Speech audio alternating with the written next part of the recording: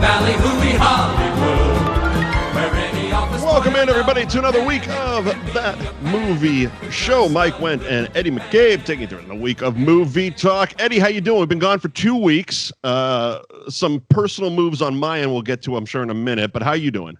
I'm slowly mutating into an X-Men. Nice.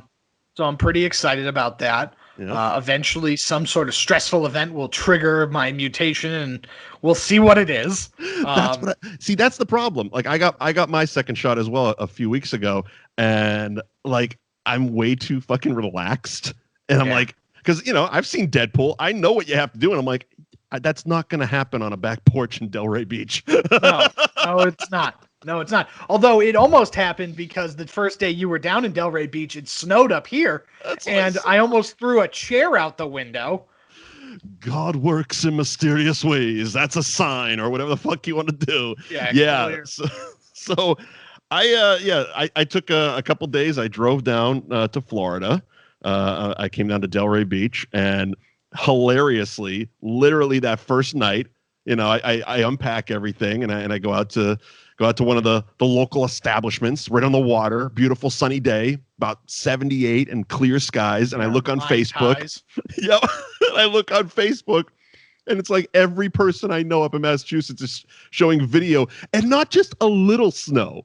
Like some people had a shitload of snow. Yeah, a lot of snow. It was like a lot of snow. Oh shit! My day. So I had to work later that day, and I had to bring in a bunch of live audio setups. So I had this 16 channel audio mixer, and it was in the back of my truck, and it fell out of the back of my truck, fell into a snowbank. I'm like, are you for real? Are you for real that this is happening? And all I could think of not only did it fall out of your truck, it fell into a snowbank in April. And that's acceptable if you're trying to do shit in December, November. But right. It's spring break down here. Yeah. I have my headphones on, and I'm listening to Bill and Danny talk about how they're having a blast of a fucking time at the Mardi Gras Festival at Universal Studios. Yep. And I'm like, oh yeah, yeah. And then Mike's down there. What am I doing with my life? See, the signs that I'm deep down a good person is I saw all that, and I'm like, you know what? I'll wait a couple days before letting everybody know where I am. Yeah. Because it was I had this beautiful picture of the beach and everything, and I'm just like, I can't, because I know because the comments will all be you're a cunt. You know what I mean? Yeah, sure. Because there's no way that ends positively on that day. Yes, of course. Yeah. So instead I bought way more. I spent way more money on lenses than I probably should have. You know what? Retail therapy is a thing, man. It really is. Back, I was having some rough weeks last July during COVID, and it was a really bad month. And then it was one night I was just up. It was probably 2-3 o'clock in the morning, and I got one of those targeted ads on Facebook for novelty T-shirts. Sure. And I spent $200 on fucking dumbass movie related T-shirts, and I felt great the next day. Yeah. They showed up, and it's yes, these are dumb as hell. They're really fucking stupid, but yes, I deserve this week. I deserve this. I think it was also a week we got a stimulus check or something. But fuck, yeah, sure. Whatever. Sure. But yeah, so. I'm sure over the time we'll talk a little bit more about my trip down here and whatnot. But as far as movie related things, one of my stops, actually my last stop before getting down here was in St. Augustine's, Florida, and I stopped at what's the complex is a giant golf complex that also holds the World Golf Hall of Fame, which I found out was a thing that day. But the reason I was going was because I wanted lunch, and there was a bar. And the bar is the Murray Brothers Caddyshack Bar. Sure. Bill Was it Murray, better than the one up here? Oh my God. I immediately, because when that one opened in Boston, me and my friend Kennedy went, and it was one of those things we were really disappointed with all the things it didn't have for a Caddyshack bar. And I walked in, And I was like, I sent her a bunch of pictures. I'm like, this is what a Caddyshack bar is. Of course it is, because the Murray brothers own it. Bill Murray and his brothers own the bar. And it's a fucking massive place. Oh, like good. A really massive spot. But yeah, it's awesome. It's like everything you would want a Caddyshack bar to be. You got the gophers, you got the sticks and boxes of dynamite, you got the sign on the wall, the caddy sign, no spitting, no cursing, no gambling, like that whole thing. What's that sign say? No blood or something like that. Yeah, right. It's great. And of course, Wayne, don't tell him you're Jewish. Well, that was actually one of the funnier things, was right by that, because it's a sign, it's a picture of Brian Doyle Murray from the movie, and it's all the rules, the no spitting, no gambling, but right beside it in this glass case is all behind the scenes photos that they took while filming Caddyshack. And it was funny because there was one of D'Annunzio and Wayne just hanging out on the golf course, and it's just like, this looks like the best summer vacation ever. And especially if you're into cocaine. Yeah. Yeah. By the way, Caddyshack in the archives. That movie shows up. Yeah, that movie is delightful. Nonsensical plot, but God. Unless you're watching it for review purposes. Yeah. But God, I love everything that Rodney Dangerfield does. Yeah. I love Rodney Dangerfield. That man is a delight. And you know what? He probably would have made Men at Work better. Maybe. I don't know if you can perfect a perfect movie. Yeah. Which Men at Work obviously is, which we are going to get to in a minute. But before we get to the classic Men at Work, which I think I prefaced 2 weeks ago with, Eddie's going to hate this movie. Yeah. Let's talk a little spoiler free. Yes. Because we are approaching the final episode, which blew me away that we're already wrapping this up, of the Disney Plus series Falcon and the Winter Soldier. So you're caught up? I am. Okay, so we've got through 5 episodes, and the other night when I posted online and someone said, I can't believe next week is the last episode. I'm like, are you fucking kidding me? Yeah. Like, this feels like they're just getting going. Like, we need like at least 5 more episodes, not 1. Yeah. It's tight.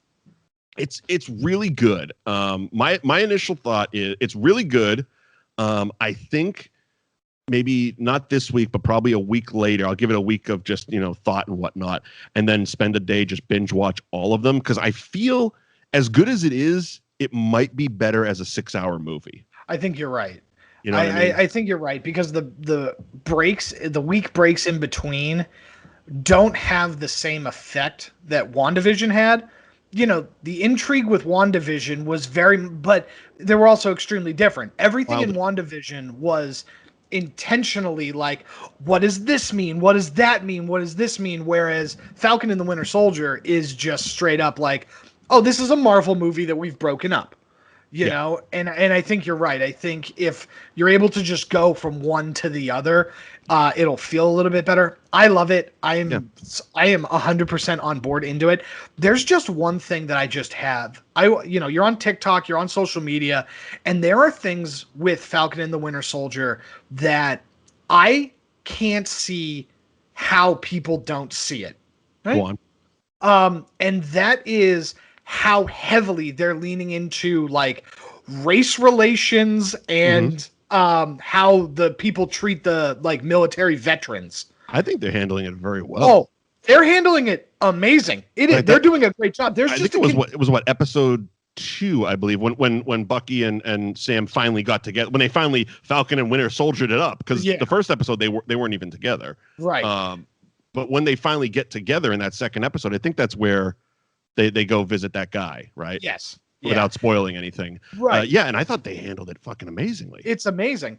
But the thing is that there are people online. There's this guy that I follow on TikTok. His name is Straw Hat Goofy, and he's fantastic. He does a lot of Marvel related content. If you're on TikTok, go check him out. He's fantastic.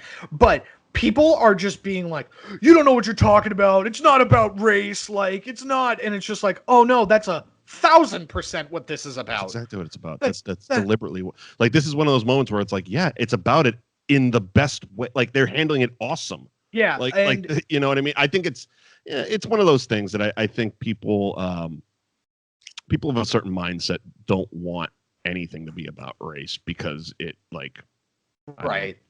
it hurts their sensibilities type of thing. It's weird, and not to get into a weird existential conversation. Right. It's the problem that these those type of people have a certain worldview, and when you tell them that their worldview is wrong, let's just say it. Racists don't like this show.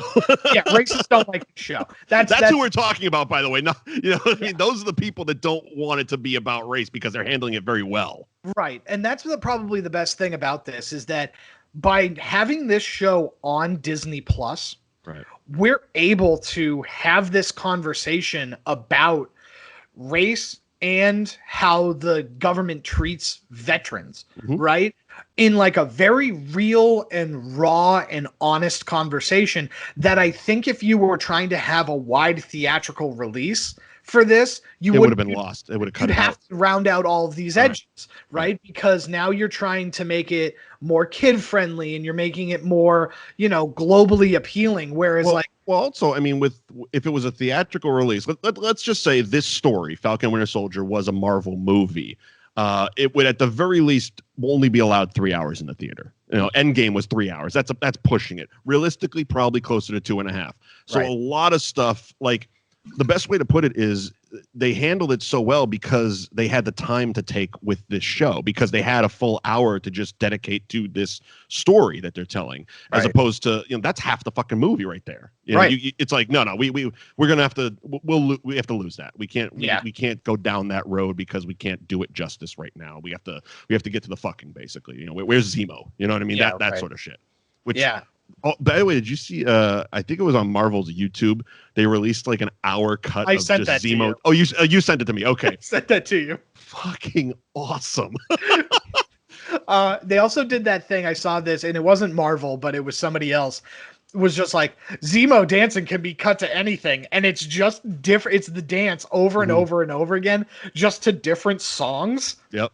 Oh, it's amazing. It's absolutely amazing. But yeah, I love it. Love what this is.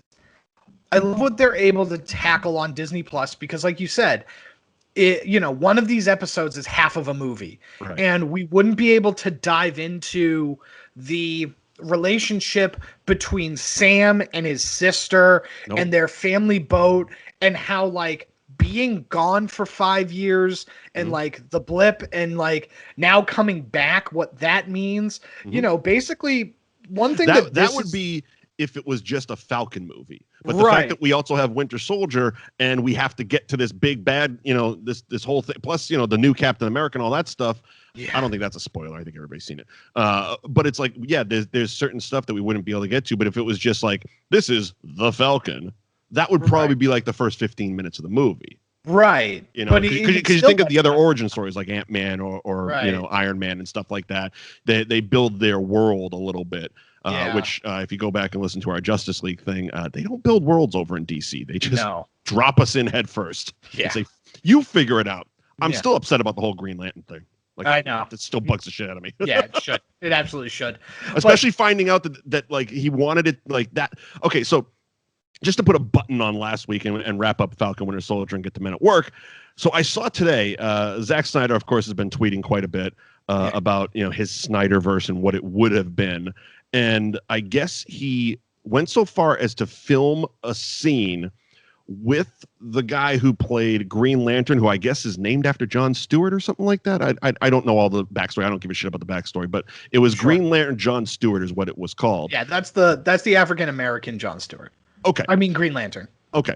And that's who it was. And he filmed a scene, which was basically Warner Brothers made him take it out.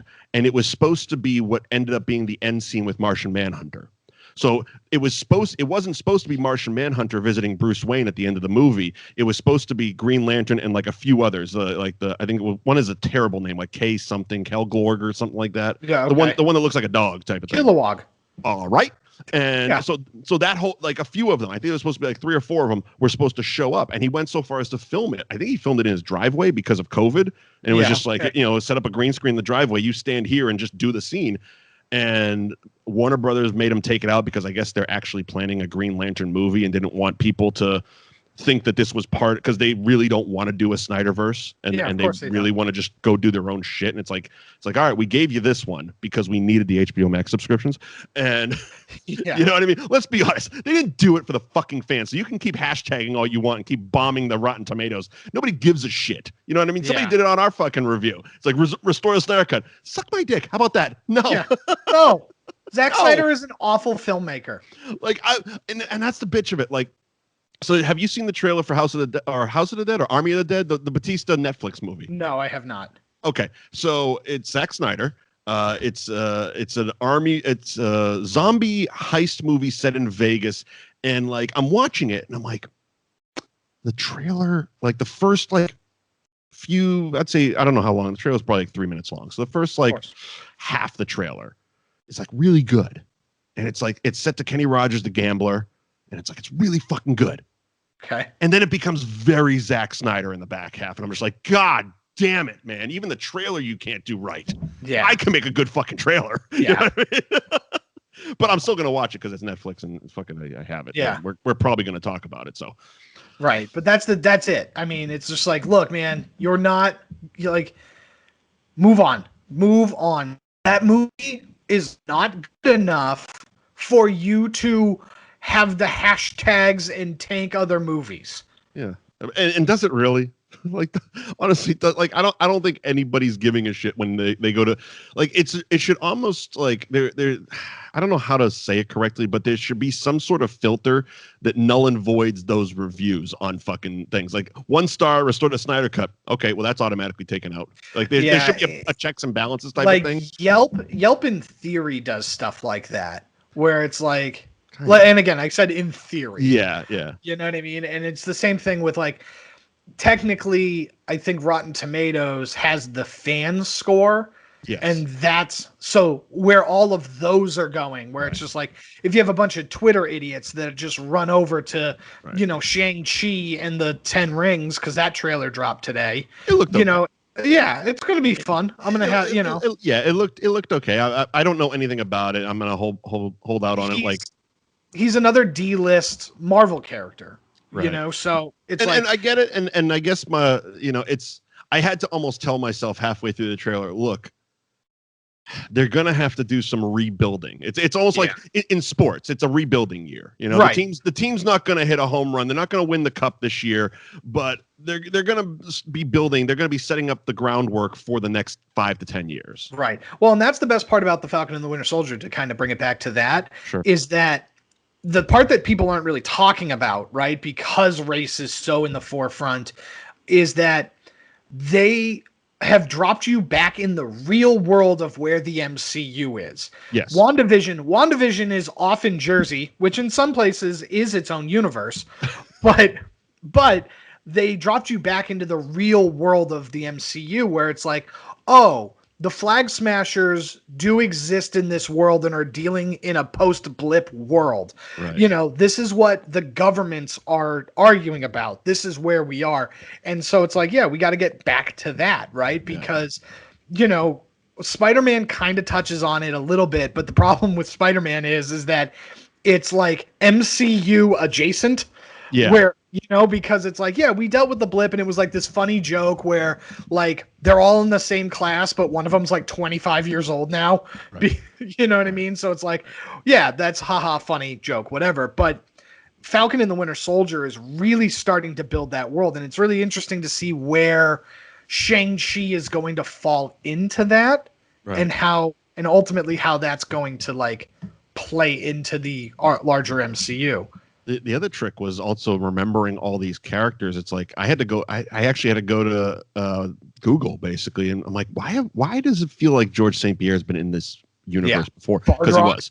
Yeah. I'm like, why does he like? I love the fucking guy, but it's like, I'm like, why does he feel familiar? Yeah, and it's like, oh yeah, he was. Yeah, okay, he's been around. Well, and it's funny because like people were like losing their mind about that, and when he like appeared in Falcon and the Winter Soldier, right, and it's just like, hi, do you not remember how the Winter Soldier happened? Well, it's been so fucking long. You know what I mean? I mean, there's been so many movies and so many hours and so much time has passed, and it's like, It's like, I remember Endgame like the back of my hand, but like the Winter Soldier movie, it's like, I need a refresher. You know what I mean? Basically, the whole thing is the most intriguing question is who's the power broker in Falcon and the Winter Soldier? Sure. That's the most intriguing thing. We're not going to get an answer to that. You don't think so? No, I don't think so. Okay. Because I believe, so Madripoor, right? Madripoor, what's that? That's the place. That's the physical location where the power broker is. Okay. That's the name of it. That's a made-up word. Yeah, it is. Well, it's a made-up place. It's a made-up place. So it's got a made-up name. Sure. But that's an X-Men location. Oh, okay. It's an X-Men location, right? Mm-hmm. And so it's I think that they're on the outside, right? These X-Men are kind of on the outside. Mm-hmm. And it'll be really interesting because it's not going to happen in Falcon and the Winter Soldier. It's not, because that's not the story we're telling. We're not getting Wolverine in the final episode. Yeah, well, Mephisto isn't coming, guys. I'm sorry. What about Jesus? I've already forgotten his name. Oh, is that, you just said it, Mephisto, right? That's the death or the devil or something like that, right? The big bad that was supposed to show up in WandaVision. Yeah, I keep fucking up because every time someone says Mephisto, I keep thinking of Mysterio from Spider-Man. And I'm like, what the hell's he got to do with this? He ended up just being a guy. Yeah, he was a guy, just a guy. He was just Tony Stark with a bunch of holograms. Yeah, he was Tony Stark with a camera. I mean, it was weird. Yeah, smoke and mirrors. He was a magician. I've seen The Invisible Man. I know how this shit works. Yeah, it's a bunch of little tiny. He's got basically a suit full of GoPros. Yes, is basically what it is. It's got and a bunch of smoke bombs. Yeah, smoke bombs. It's weird. It's weird. But yeah, so go watch Falcon and the Winter Soldier. Yeah, it's fantastic. Unless you're a racist, then you'll hate it. Right. Yeah, and so the last episode is next week. So probably it depends on when we record next week's episode. We might end up doing kind of like what we did with WandaVision and doing like a little recap, probably spoilers. It depends. It depends on how good the movie that we're going to do is. Well, that's true as well. But we'll get to that soon enough. Because right now, your favorite and mine, it's time for Men at Work.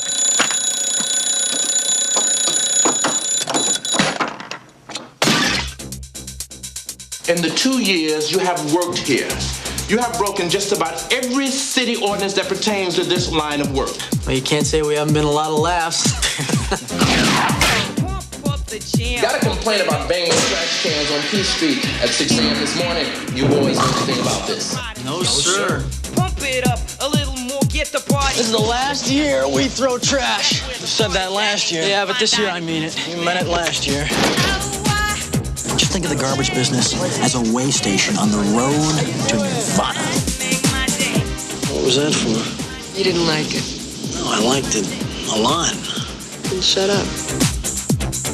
Pump up the jam, pump it up while your feet are. What is the maximum sentence for murder? I did not murder anyone. Pump it up a little more, get the party. Oh, you and your stupid pellet gun.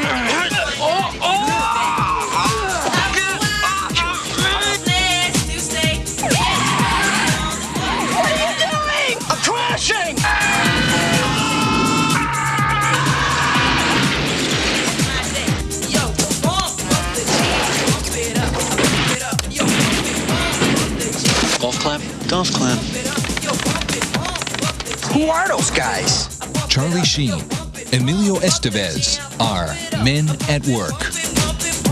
Men at Work was released August 24th, 1990. Had a budget of $9 million, came back with 16.2 at the box office, and it was written and directed by Emilio Estevez. Stars Charlie Sheen, Emilio Estevez, Leslie Hope, Keith David, Dean Cameron, and a few other bad guys. Yeah, sure. Very, very stereotypical 90s bad guys. It also stars quite a bit of mullet ponytails, which I was all into. Sure. Yeah. Now, last week, as we wrapped up Justice League and we promoted Men at Work, I said, Eddie is going to hate this movie. Eddie, what was your initial thoughts, being this was your first time watching the 1990 Estevez Brothers classic Men at Work? So here's the thing. I was fully expecting to hate this, especially when you're like, you're going to hate this. And and I have to say that I didn't hate this. I don't think it's particularly a good movie, but I didn't hate it. Okay. I've been calling it Weekday at Bernie's. Yes. That's what I've been calling it, because it was like the entire time I was watching it, I was just like, oh, I want this to be Weekend at Bernie's, and it's just not.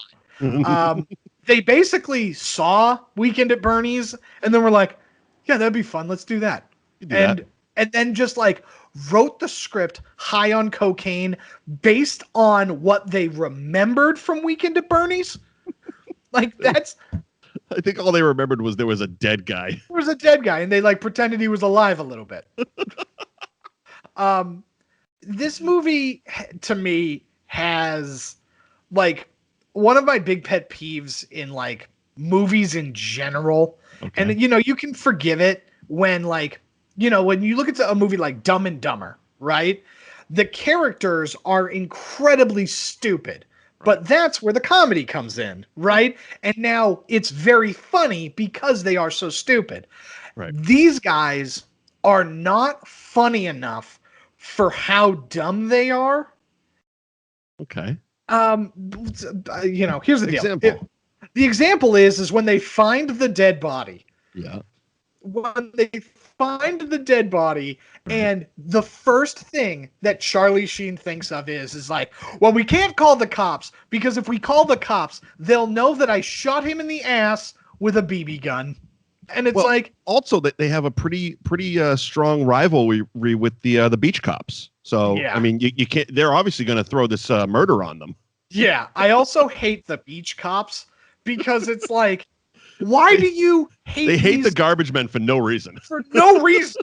Why do you like? You're acting as if these are two like surf assholes that just like hang out on the beach and like surf where they're not supposed to, and like that's all they do. But it's just like, no, they're like legit. They have like jobs that they go to, and like they're like, I mean, as competent as you have to be a garbage man in the 90s. Yeah. You know what I mean? Like they're not utter fuck ups to the point where like, oh man, we keep like hitting parked cars with the truck. You know what I mean? Like they're like doing their job, and these beach bike cops keep showing up. Or like, I'm gonna get you, and it's just, what inclination do you have that these two men are like anything less than just fucking trying to do their job?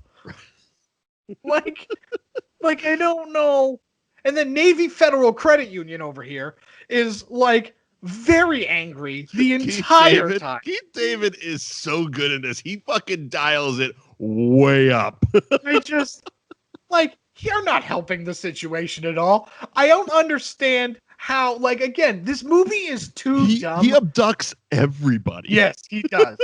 And chains people in compromising positions naked to things. Naked? But it's like, God, you're all too stupid, and this movie isn't funny enough. like that's the problem. That's the problem with this movie. Because it's like, oh, the premise is kind of funny, where it's like these two garbage men find the dead body of a politician, but then like it's too fantastical that you're like, oh, I guess we have to keep this body alive. Because at least in Weekend at Bernie's, the idea behind, like, it's far-fetched. Like, the whole idea is far-fetched, but the idea is that they find their boss dead. And they believe that they need to make sure that appears to be alive, because otherwise the people will come and kill them. Right? Sure. So that's the plot of Weekend at Bernie's. So that makes sense. Whereas there's no logical reason as to why these two men are like, we got to make sure that people like don't find this body. Here's the thing, though, and you're right on every point. This is a classic movie that you've referenced, that this movie would not exist if someone just had a conversation. Yeah, because that's where it happens. It's like, oh, we found a dead body. Oh shit, I guess we should call our boss and probably the cops too.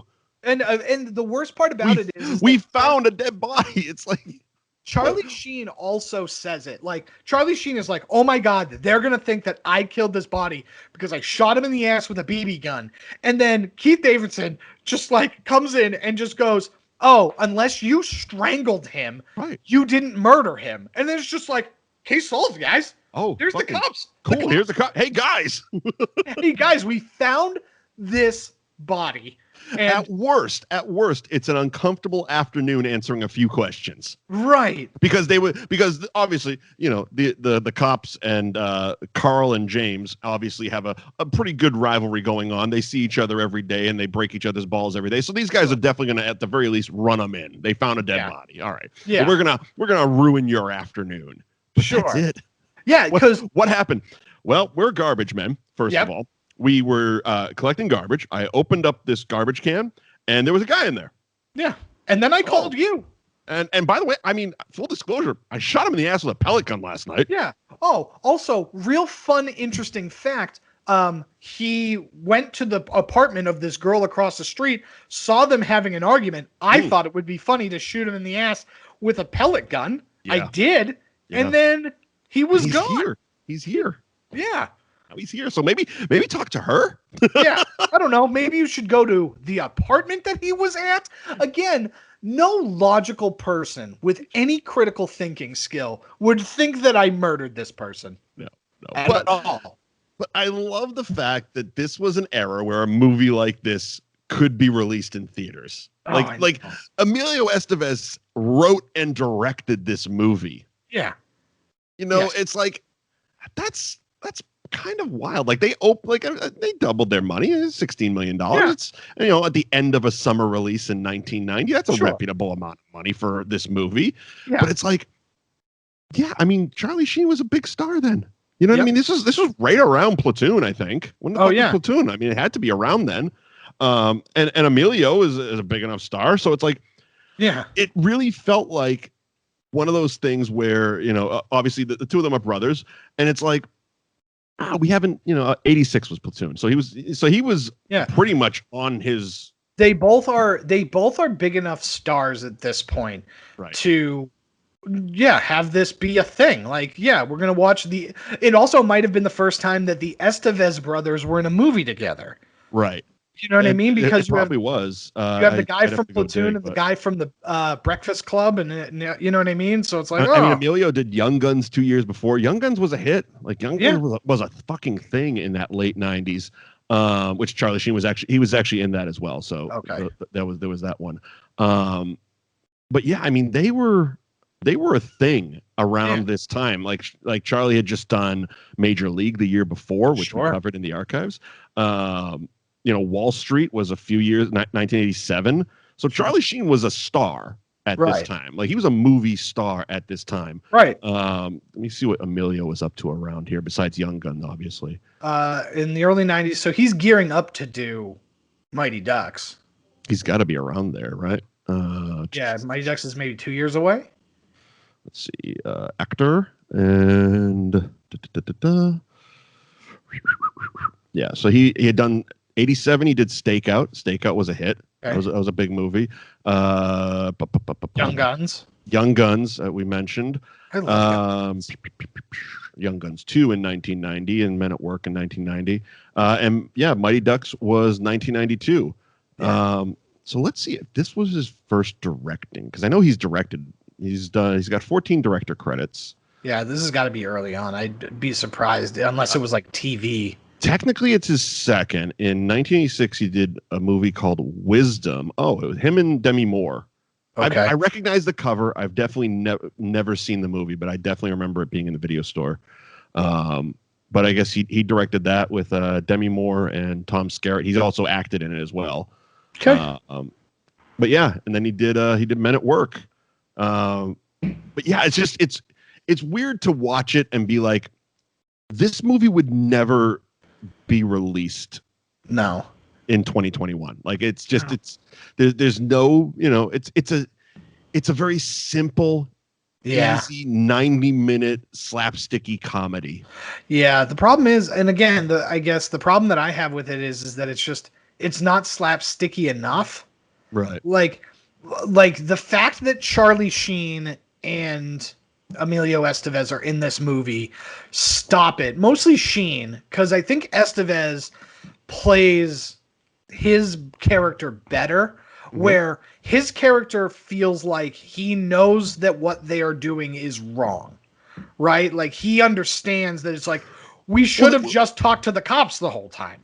Yeah, and that's definitely how they portray it. And I mean, there's even that scene where Charlie's character goes to the apartment where the dead guy and his girlfriend had that fight, and Charlie basically goes on a date and he's fucking around, and he's because they're watching. So the reason his character knew that the dead guy was fighting with his girlfriend is because Charlie's also a peeping Tom.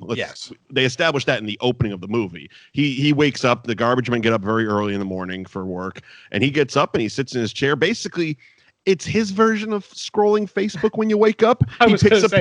It's his weird, perverted rear window. Yeah, so he picks up his binoculars and he has his cup of coffee and he's checking everybody who wakes up. He's got a flight attendant apparently that gets dressed in with the wide open curtains. There's another guy who's dancing with a sex doll. There's another guy who's actually watching Charlie's building with binoculars, and then he sees this woman, and he zooms. I love those binoculars that you can zoom in with. Yeah, they don't exist. But he zooms in on her cabinet because she's making her breakfast and finds out she likes, mangoes and has some Dom Perignon and all their different the liquors in there. And then he has to go over there because he wants to figure out, what's happening, why she was fighting with him, blah, blah, blah, or whatever reason. I don't even remember the reason he went over there. That was, and again, that's but he starts part of the fucking problem. around because Keith David's watching from his apartment in the binoculars, and he's kind of waving to them and fucking around, and he goes in and they start making cocktails, and it's just like, because they find the dead body. They find the dead body, and they're like, oh, maybe she murdered him, and it's like, Again, if you knew that all of this was happening, right? Like you have all of this information. Why did you not go to the cops, right? And again, that's right. And that's the problem. If you've heard me on this show before, I've talked about it a billion times. But one of my least favorite things in movies and television is when conflict can be solved by a simple conversation, right? Because obviously when characters are mad at each other, and yes, if they sat down and had a conversation as opposed to like got armies and fought, it's like, we wouldn't have a movie, and we do need that sort of conflict. But it's just like, this is too simple. Like, this is too simple of a conversation where it's like, you have so much information that even if for some odd reason the police thought you were a suspect, you would have enough information to bargain your way out of it. Yeah. I mean, it wouldn't take a lot to prove your innocence. Yeah. You know what I mean? And it's just like, man, like basically I'm watching this movie and I'm like, who I would love to have like tweaked this and been in it is Matt Parker and Trey Stone. Oh, that'd be a good one. You know what I mean? Like that would be an excellent update to this movie. That would have been fun. They would have been able, like, that's their characters in basketball are. That's exactly what I thought. Yeah, is exactly what I'm talking about. Where it's like those characters are really, really stupid. They're really, really dumb, right? But they're funny enough that it drives the plot of basketball. Right. And that's what I was like hoping that we'd get to the whole time. But Charlie Sheen, he was too cool and sexy. Yes. He was too cool and sexy for him to be the. Well, that's the funny thing, because it becomes once there's that scene where he goes to her apartment and Emilio is left with Keith David, the dead body, and then Dean Cameron shows up as the pizza guy. Yeah. Who Dean Cameron, staple of 80s movies, loved him. But like all of a sudden it becomes the tale of two movies because Charlie Sheen goes off on this rom-com / whodunit mystery with the girl, while Keith David is taking Emilio on this wild ass fucking ride of just insanity with a dead body and a pizza guy, and he's abducting cops and he's abducting rent-a-cop. Oh, as a fucking kid watching this movie, I don't know what it was about that line, but it always rung in my head randomly where it's like, I hate rent-a-cops too. And it's like, fuck yeah, dude. Fuck rent-a-cops. Yeah, right. Yeah. But and the funny part was like there was actually like a mystery that had to be solved because like there's the stereotypical evil executive character, which I guess Kurt Fuller was doing No Holds Barred at the time because this is basically the same character. 100%. And he's dumping toxic waste into a lake or something. It wasn't the ocean. Was it the ocean? Yeah. So where is that part of California? Because it looked like a swamp. So in the beginning, it's the ocean. When the congressman or whatever the hell he was, the townsman or whatever, when he confronts him, it's the ocean. But when they're doing it at the end, it's in the landfill that they work at. Right. Because we needed a convenient spot to do this, end of movie climax shootout. We can't do it on the beach because state of California. We need a soundstage. But so he's an evil dude, right? And he handles literally every problem by hiring these two goofy ass henchmen with bad ponytails. I'm one to talk. And they go around talking shit and fucking killing people, and they hate each other. And their banter, it's one of those like looking back, like that's kind of funny.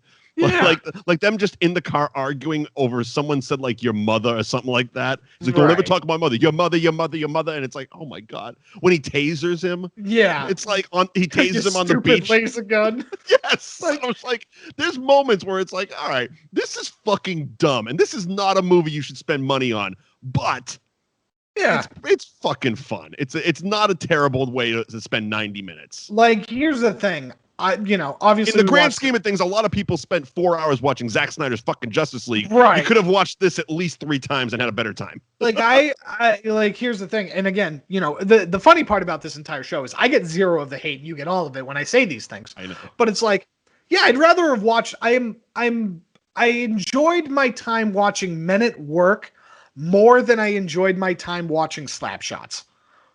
Oh, okay. You know what I mean? Like, well, we're also dipping a little bit closer into your generation with that one. I think that's more where that disconnect is, because Slapshot is super 70s, and this is early 90s, late 80s. You're almost born. I am a year old. Okay, so you're a year old. See, I was 10 when this came out, so I was like, this came out as a PG-13 movie. There's a couple of curses in it, so like as a 10-year-old watching it, like, ooh, they said a bad word, Here's the funny thing. So here's something that I don't even know if it's a joke. Like, as an adult watching it, it's not a joke. It's just a line in the movie. But as a kid, here's a fun fact about growing up in the 80s. I didn't know what the word gamey meant. Okay. I thought, because Keith David walks into the locker room, because the garbage men all get dressed in a locker room. I don't know. Maybe it's a real thing. I guess you would have to shower after. I guess you have to shower after. It's a shitty job. Yeah. You don't want to get into your own car with that. Now that I'm saying it out loud, it makes sense that they have a shower in lockers. However, hijinks we'll get to in a second. But Keith David comes around and he goes, that corpse is getting a little gamey. As a kid, I thought he said gay me. And I thought he said, seriously, until I became an adult and knew what gamey meant, like rotting meat, yes, I didn't understand it. I thought he was saying that the dead body was coming on to him in a gay way, and I'm like, what does that mean? And it blew my mind as a child. Like, I'm like, I have no idea, because it also makes sense. There's nothing in the movie. Well, it makes sense later because of the way he has the cops all posed. Well, yeah, I mean, there were some tendencies, but the way he said it about the corpse, I'm like, what does he mean by that? And what was happening that we didn't see? Now, granted, you become an adult and you learn other words, and I'm like, oh, sure, the corpse is starting to smell. Okay, now I get it. But that's just a peek into 10-year-old Mike and his brain. But yeah, makes sense. I can't think of any off the top of my head at the moment, but there are times where that's happened, where, it's like, oh, I thought I heard something in a movie and I was shocked to find out it was something different. It's one of those things. Like, if you watch movies as a kid, especially movies that are geared towards adults, right? Usually, especially if they're comedies, you probably won't get the joke for about 10 years. Yes, 100%. You know, it's like as a kid, most of those adult comics, like I said, will laugh because they say fuck once, or they say, oh, they said shit and called them an asshole. Like, bad words. That's funny as a kid. As a 10-year-old, that's funny. And then all of a sudden it's like, oh, I understand the joke now. I understand, yeah. Speaking of the locker room, there was also another rivalry between Carl and James, and it was the two other garbage men. That seemed okay. The pranks were way too elaborate for this job. Way too elaborate. But that actually seemed a hell of a lot more realistic than the police rivalry. Like, yes, two sets of garbage men pranking each other on the job. Completely get it. Granted, where these guys got the technology to create airbags. Right. To create airbags, but then also create timed shit explosions. Where did you find that much shit? Yeah. You covered two human beings, two grown men, head to toe in poopy. And it exploded out of a airbag that was stuffed into a locker. Yeah. And not only that, you were able to conceal it in a way that the person who owned the locker didn't see it when they opened the locker and got changed. Yeah. Yeah. Wow. So yes. I mean, this is it's a real life cartoon. And then 100%. And then the problem is, and again, I think it's as movies evolve and grow and change, right? And like things happen, the ending of this movie is lame as shit. Like, so before I get to the actual, I do want to make this analysis before I move to the actual end of the movie, but it was like, so the evil businessman is so evil and so businessy that he has an army of henchmen, right? Like they have straight up stormtroopers, right? They have trucks and 30 people that are involved in this operation, and it's just like, oh, you shouldn't have to worry about the congressman or whatever, because one of these assholes is going to spill the beans.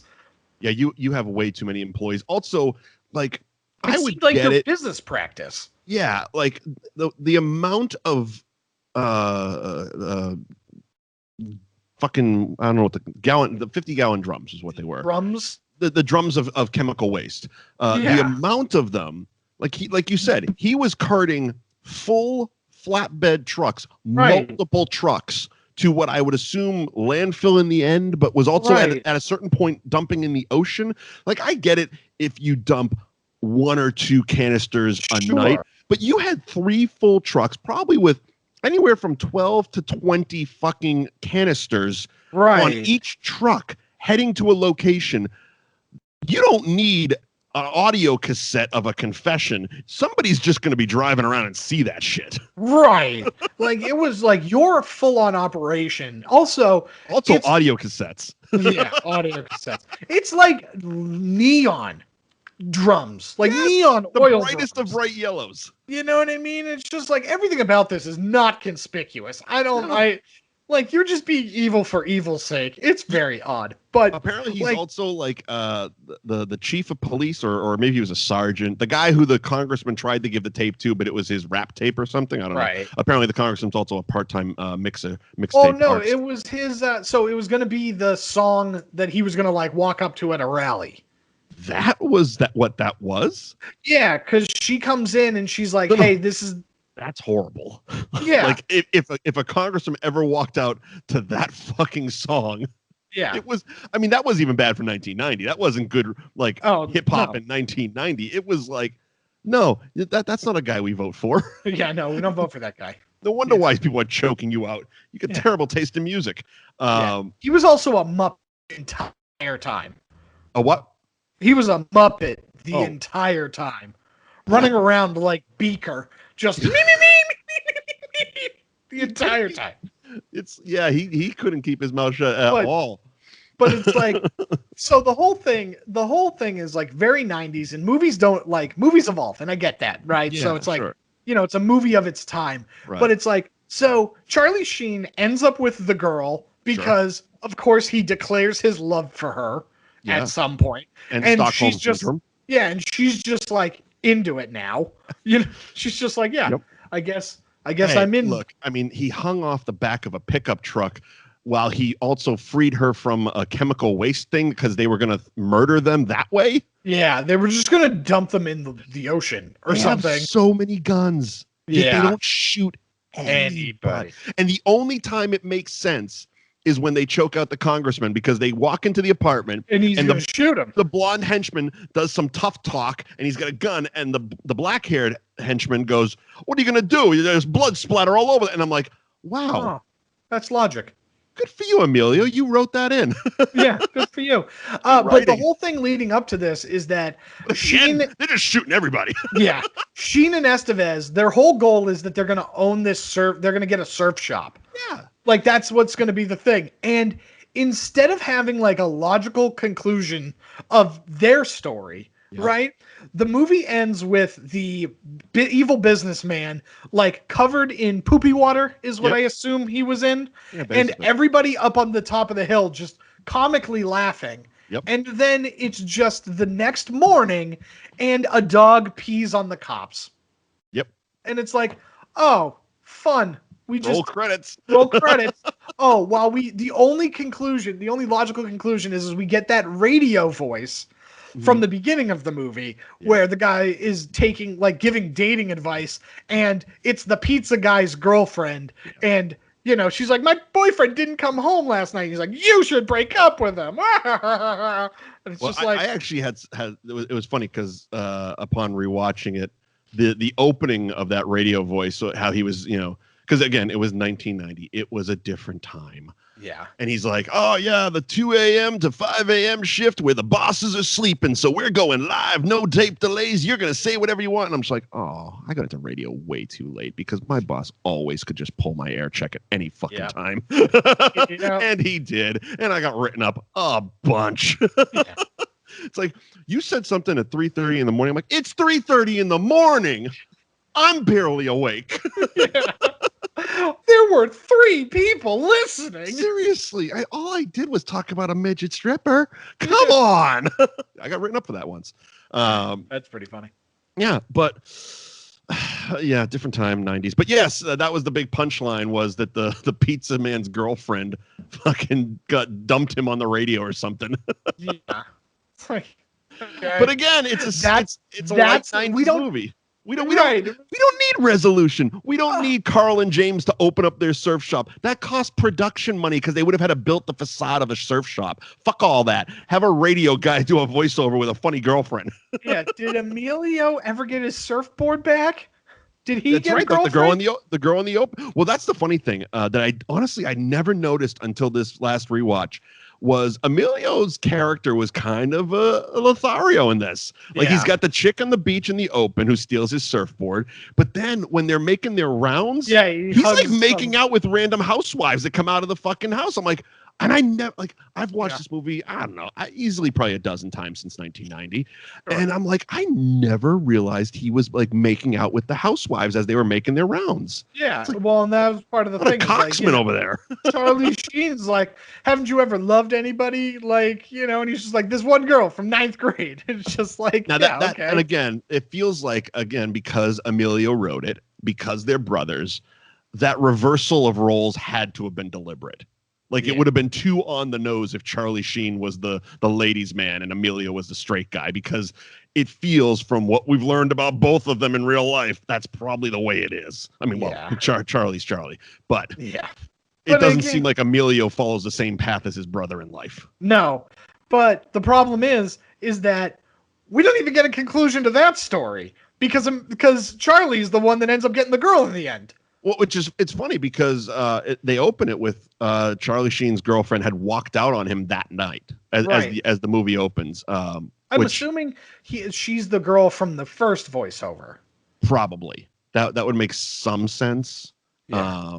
They could have been a little bit more on the nose and said, like, he's also a shitty garbage man or something, or he likes to. He spends his mornings peeping on fucking neighbors and shooting them with BB guns. Something to let us know that, hey, it's him. Yeah, right. That way you wrap it all up. But it's a movie. It's a movie. I didn't hate it. I didn't hate it nearly as much as I thought I was going to. I'm glad. It's on. I know it's on Showtime right now. If you have those subscriptions, if you wanted to watch it, it was also for a while. It's on. It's one of those movies that pops up on like a lot of the free streaming services, like Tubi or Pluto or Vudu or those things. You know, so it randomly will pop up. But, I ended up watching it. I rented it for $3 on Amazon. Yeah, I mean, it's one of those movies that I wouldn't suggest, you know, going out of your way to spend money on. Obviously, we had to review it, so my bad. But if you have a subscription or you find it for free, it's an easy pizza and a beer 90-minute movie. Sure. Yeah. Yeah. If you find like this is one of those like Saturday I'm doing chores movies. Yeah. You know what I mean? Like you know how you get those movies where it's like I don't really have to follow the plot of this movie, but I can check in. It's almost better you don't. While I'm sweeping, you know what I mean? I'm like sweeping or I'm vacuuming the couch and it's just on because I have something on. You know, it's one of those type of movies. You know what's another one of those type of movies, and it's really funny, is What's the Worst That Could Happen? With Dane DeVito and Martin Lawrence. And Eddie McCabe. And I just know that because I get residual statements every quarter of like when it is, and the amount of people that just watch that on free TV is absurd. It's absurd. And what's that equate to monetarily for you? Oh, like $30.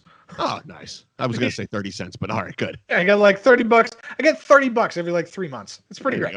There you go. For a movie I did 25 years ago.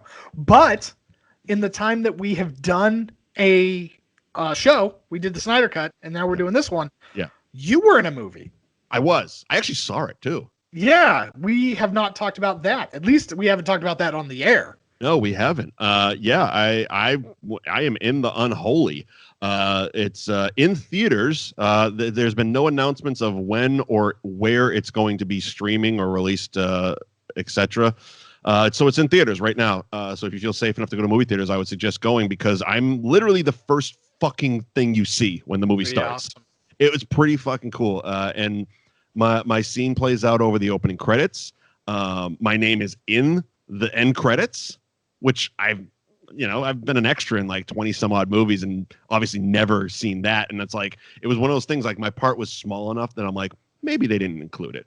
And I'm sitting there, I'm like, oh, and I fucking, like, I was trying to, because obviously I was filming it with my phone, to grab it. And I'm like, all right, I got to be quiet. So, my voice isn't over the whole thing and stuff. And all of a sudden I see my name and you see my big dumb hand fly into the frame, be like, look, that's fucking my name, man. That's pretty good. It was pretty awesome. Good. It was fun. And it's actually a good movie. That's the best part. I would what's say, the worst that could happen is not. Well, that's the bitch of it. Like I've always said, like I said, I've been extra in 20 odd movies. Almost everything that's been filmed in Boston, I've been an extra on, except the cool movies. So, no Good Will Hunting, no Black Mass, no fucking Equal, like none of the cool like movies. I was almost, and I think I've talked about it on the show, I was almost like a bad guy in Edge of Darkness with Mel Gibson. But I was supposed to be Robert De Niro's bodyguard. And because the two of them got into a creative fight, for lack of a better term, and De Niro quit, the day we worked got fucking cut out and Ray Winstone got recast and they just changed the whole fucking thing. And I was like, so that was the closest I came. I was a thug. That would have been good. And I was the closest I came to being in a cool movie. But yeah, now I got this one, and this is actually pretty good. Jeffrey D. Morgan is fucking he's one of those guys, like you watch him and it's like he seems like the most naturally cool son of a bitch ever. Sure. I recently watched because of COVID, The Walking Dead has done more like a smaller character episode. So it's like one character. So it's only one character, so you don't have you don't need like 40 fucking actors on set. Right. And the last episode of the season was a Negan episode. And ever since he came into the show, it's like that's the only thing I was interested in because he came on fucking heavy as shit. The scene where he baseball bats two of the main characters. And I'm like, that is the coolest fucking character on television right now. And and my feeling was over the past couple of years since he's been on, I'm like, they really haven't explored enough of him. More importantly, he basically turned into a good guy, for lack of a better term, way too quickly for my liking. Like, because that guy that showed up in that first fucking episode he was in Right. That's the guy I want. And that was kind of where they went with this episode. It was kind of a flashback to how he became that Negan character. And I'm like, and me and my brother both felt the same way. We were texting each other in the episode. I'm like, I need a spin, like a limited series. I need a 6-episode limited series showing me Negan's path, because that's all I'm really interested in the show right now. It was interesting, and I haven't finished the show, but he's also the dad in Supernatural. So he's in the first season of the Supernatural, and he's great in that. He's also one of the many Wayne dads that you love. He is. He's the most recent Wayne dad. He was Ben Affleck's dad, right? Yeah, he was Ben Affleck's dad. Okay. Which, again, like, here's the thing. I would love, like, when they talk about, like, the Flashpoint movie, and, like, this is the problem. The problem is that Warner Brothers and DC, on the surface, has a lot of cool stuff set up. So if you did Flashpoint, right? Yeah. The Flashpoint in the comic books, basically, Flash changes time, and what ends up happening is that Martha and Bruce die, but Thomas is alive. So Thomas Wayne becomes Batman. And so it's like, oh, a movie in which Jeffrey Dean Morgan is Batman, 100% yes. But I think, at least what I've read from the poop shooters and whatnot, sure, I believe that's going to be Michael Keaton. That's going to be Keaton. Yeah, okay. So it's, but like, yeah, I'm 100% with you. Like, fucking, let's have Jeffrey Dean Morgan do it. Yeah, but, you know what I mean? Like, this is the problem. You have no foresight. Unlike Falcon and the Winter Soldier, which is just like, oh, literally everything has been connected to everything. Everything. And shit just keeps coming back around. It's again, DC doesn't have a Kevin Feige, but that's last week's episode or 2 weeks ago. Yeah. They just don't have a head. But Unholy. Good flick. Yeah. The only thing, if I had to be critical about it, which on this show, that's what we do. The only negative I would say is Carrie Elwes. His Boston accent was atrocious. Yes, Carrie Elwes or Elwes. His Boston accent was just one of the worst ever. It sounded like a Brooklyn guy trying to be Italian, but also trying to do a Boston accent at the same time, and none of it really worked. Sure, but his character is he's in quite a bit of it, but once you get past it, the story was really good. Yeah. And again, it was a quick movie. It was only like 90 minutes. So the story kept you going. It was interesting. Obviously religious people aren't going to like it. Religious people don't like anything. But sorry, Kirk Cameron's not in it. Go watch one of his fucking movies. This is pretty fun.